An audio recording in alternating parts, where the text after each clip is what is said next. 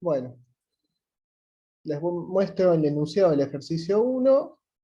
El ejercicio 1 nos presenta una función de producción que es la función de producción trascendental, que es una generalización de la función de producción Cobb-Douglas, donde se agrega este término. Bueno, la pregunta que nos hace el ejercicio, la primera pregunta, es, para reducir la función de producción trascendental a la función de producción Cobb-Douglas, ¿cuáles deben ser los valores de beta 4 y beta 5? Bueno, para demostrar esto, voy a hacer un breve desarrollo matemático. Lo primero que voy a hacer es igualar la función de producción trascendental a la función de producción Cobb-Douglas. Y después lo que voy a hacer es pasar todo este término dividiendo. Esto se puede hacer porque voy a asumir que la función de producción no está definida en el caso donde el capital y el trabajo son cero. Si uno de los dos es cero, no podrían pasarlo dividiendo porque no se puede dividir por cero. Lo mismo para beta 1. Bueno, una vez que lo paso dividiendo, me queda esta relación, aplico logaritmos a ambos términos, me va a quedar arriba esta relación. La única forma que esta igualdad se satisfaga, dado que asumí que K y L no son cero, es que ambos parámetros sean cero. Bueno, esto es bastante simple, pero hicimos un poco de matemática para llegar a eso. ¿Qué pregunta? La pregunta B. Si tuviera información, ¿cómo se haría para testear si la función de producción trascendental se reduce a la función de producción Cobb-Douglas? ¿Qué procedimiento de prueba utilizaría? Bueno, una vez que lo primero que haríamos sería aplicar el logaritmo a ambos términos para linealizar el modelo y poder estimarlo por mínimos cuadrados. Este modelo es estimable por mínimos cuadrados ordinarios, porque es lineal en los parámetros. Ahora, ¿qué prueba utilizaría? Bueno, yo podría hacer una prueba de hipótesis de significatividad de beta 4 y beta 5, pero no, la significatividad individual de los parámetros no significa que ambos no puedan ser significativos de forma conjunta. ¿Por qué? Porque los parámetros la estimación de los parámetros es interdependiente. Siempre que los parámetros tengan una covarianza entre ellos, distinta de cero, no podemos arribar a la conclusión conjunta de dos parámetros sin realizando test de significatividad individual. ¿Hasta ahí entendieron eso? Lo que yo tengo que hacer es un test de significatividad conjunta donde a la vez pruebe la significatividad de beta 4 y beta 5 en un mismo test. ¿Entendieron eso? Esto es importante. La hipótesis nula es que los dos parámetros son iguales a 0 a la vez, y la hipótesis alternativa es que H0 es falsa. Basta con que uno de los dos sea distinto de 0 para rechazar la hipótesis nula. Bueno, el ejercicio C nos pide ver si la función de producción trascendental se ajusta a la información dada en la siguiente tabla. Bueno, ¿cómo voy a hacer esto? Bueno, ahora voy a ir a R y voy a realizar la regresión con los datos. Pero lo importante es que voy a tener que implementar el test de significatividad conjunta en R. ¿Cómo se hace? Pues primero voy a hacer una regresión para el modelo de la función de producción trascendental, después voy a hacer otra regresión para la función de producción Cobb-Douglas. De cada uno voy a obtener el R cuadrado y voy a aplicar este estadístico F del test de significatividad conjunta que trabaja con los R cuadrados. ¿Cuál es la restricción? ¿Cuál es la regresión NR? La regresión NR es la regresión no restringida. La restricción no restringida es la que generalmente tiene más parámetros. Y es en realidad la que no asume nada sobre los parámetros. La regresión restringida, el R cuadrado sub R, se asocia a la restricción sobre la que yo hice hipótesis sobre los parámetros. La restricción no restringida en este caso va a ser la función de producción trascendental. Esta tiene 5 parámetros sobre los cuales no afirme nada. La Cobb-Douglas va a ser la restringida, porque yo voy a haber afirmado sobre algo, sobre 2 parámetros de la función de producción trascendental que los iguale a 0. Lo importante en estos test es identificar el modelo restringido y el modelo no restringido. Si este estadístico supera el estadístico de prueba, el valor del estadístico, el valor de f teórico, voy a rechazar la hipótesis nula. Entonces, si este estadístico me da mayor al f crítico, voy a rechazar la hipótesis nula de que los 2 parámetros son iguales a 0. Entonces lo que va a decir es que vale la función de producción trascendental. Bueno, ¿hasta ahí entendieron? Esto es la teoría que necesitan saber para hacer este ejercicio. Bien. Bueno, la práctica 5, el ejercicio 1. Bueno, lo primero que voy a hacer es traerme los datos.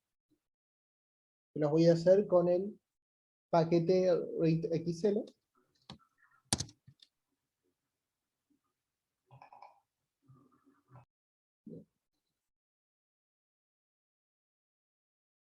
Vemos los datos.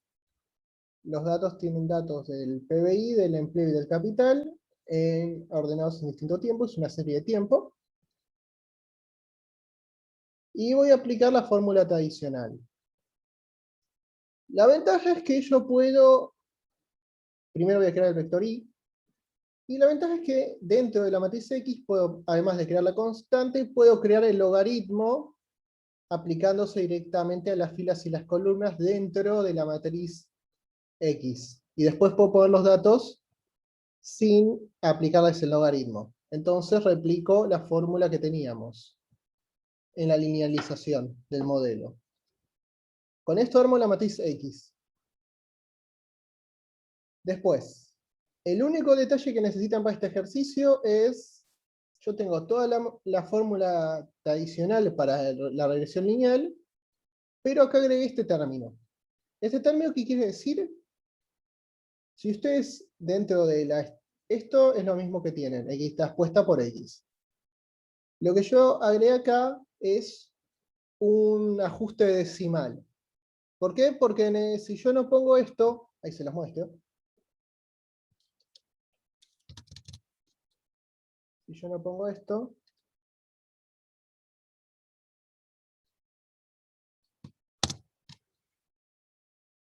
error in solve, system is computational singular. Eso quiere decir que cuando calcula el determinante de la matriz X transpuesta por X, le da un determinante de 0. ¿Por qué? Porque es 0,000 hasta el decimal 18. Lo que quiere decir que hay un grado muy alto de dependencia lineal en esta estimación. Sí, creo que todavía no vieron multicolinealidad, pero acá habría un problema muestreal de multicolinealidad. ¿Cómo se resuelve este problema? Si ustedes escriben así, esta opción, lo que le están diciendo a R es que ustedes quieren que siga calculando el determinante hasta por lo menos el decimal 25. Entonces el determinante, si viene 0,0000, ya para el determinante 25 va a dejar de ser,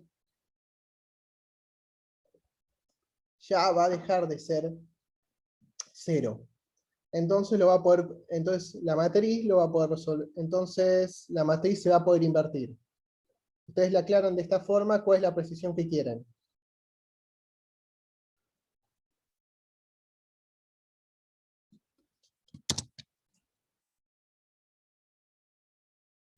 Y acá sí les puedo calcular los parámetros. Si se fijan, todos estos parámetros son bastante chiquitos. Este solo, este es el único que es 0, este es el único que no tiene coma, por ejemplo, el 4. Todos son 0, y pico. Tiene 6 ceros, 4 ceros, adelante de los términos enteros ya. Bueno, eso es entonces agregando esta parte al código, solucionan este problema. Bueno, vamos a construir los demás elementos de la regresión, sobre todo para hacer los test de significatividad individual.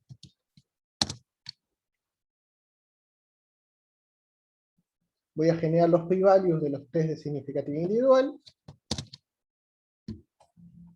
Si me fijo, la ordenada de origen es significativa de forma individual.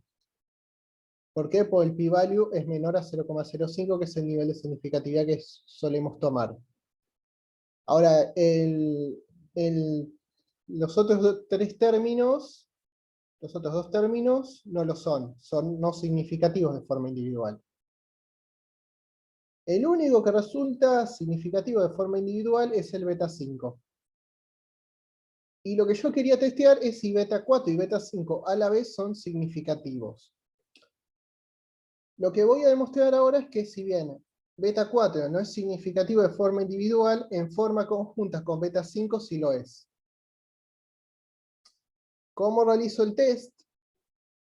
Bueno, lo que voy a hacer es calcular las sumas de cuadrados y calcular el error cuadrado de esta regresión. A este le puse R cuadrado alt -alt.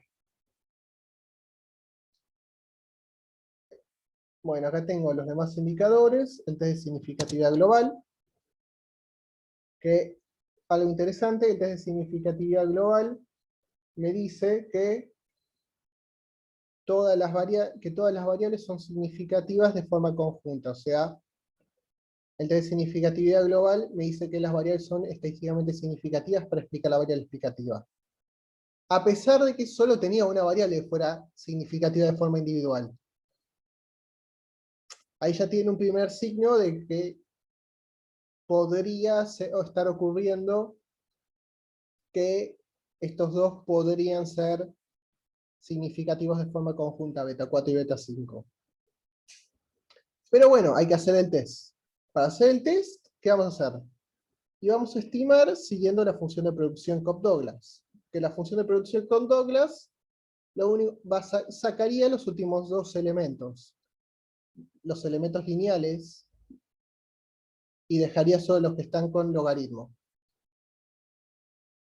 Bueno, lo único que necesitamos para hacer el test, yo calculé todo, pero necesito el R cuadrado. Hago la regresión, todo, y acá me da el R cuadrado. Y mediante el estadístico que les mostré antes, voy a comparar. Yo le puse fcompara, me da 41,18, y voy a calcular el p-value. Como ven, el p-value me da muy chico, o sea, 0,000000778, entonces lo que me dice, como el p-value es muy chiquito, menor a 0,05, yo rechazo la hipótesis nula. ¿Y cuál era la hipótesis nula? La que vimos en el PDF.